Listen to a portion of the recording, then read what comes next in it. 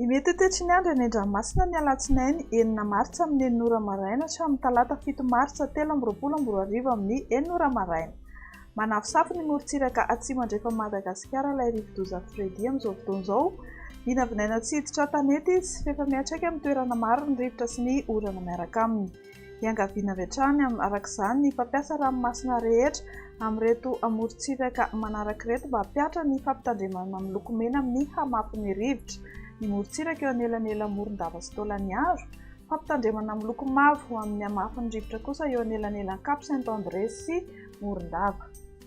Etsy andanin'izay dia hikorotana ny toetry ny andro Andranomasina ny morontsiraka afovoany andrefana, atsimo ary atsimo atsinanana noho ny alin-drano vaventy avy atsimo sy ny alin-drano ateraky Fredy. Mampiatra avy hatrany ny fampitandremana amin'ny loko mena amin'ny avon'ny alin-drano kosa ny morontsiraka eo anelan'elan'ny Morondava sy Cap Sainte-Marie. Fampitandremana amin'ny loko mavo kosa eo anelan'elan'ny Cap Saint-André sy Morondava ary manomboka eo Cap Sainte-Marie hatrany Mananjary. Ho amin'ny morontsiraka atsinanana, Cap d'Ombre hatrany Cap Est dia andraona mitsitokotoko mety arahana orana tandrifin-drano vitsy ny takariva.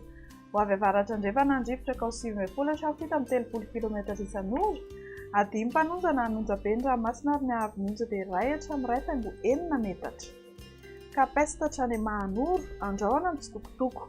Ho avy andrefana na avaratra andrefana ny rivotra amin'ny ankapobeny ka ho 770 km isan'ora, hatratra 20 km isan'ora indraindray.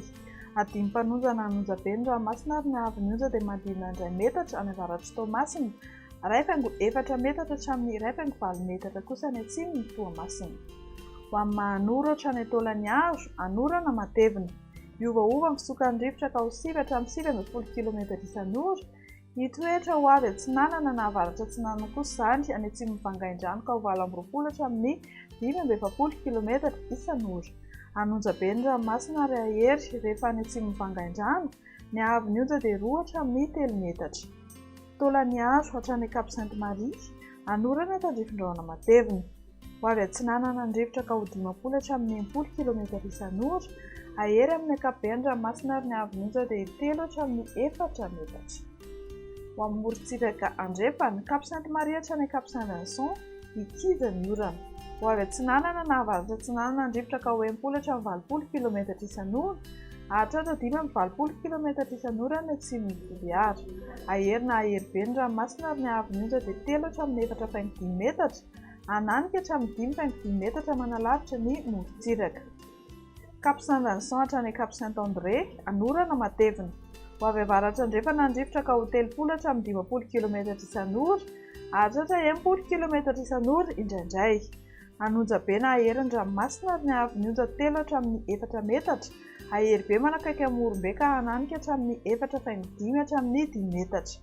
Misy ny alin-drano vaventy ateraky ilay rivo-doza Fredy. Ho an'ny Cap Saint-André hatrany Analalava, anorana tandrifin-drano mety ho betsaka indraindray. Ho avy avaratra andrefana ny rivotra ka ho 770 km isan'ora, adimy mpanonja na hanonja be ny ranomasina ary ny ahavon'ny onja dia 1 hatramin'ny 2 metatra. Amarana antsika azy Analalava hatrany Cap d'Ombre dia anoram-baratra mitsitokotoko.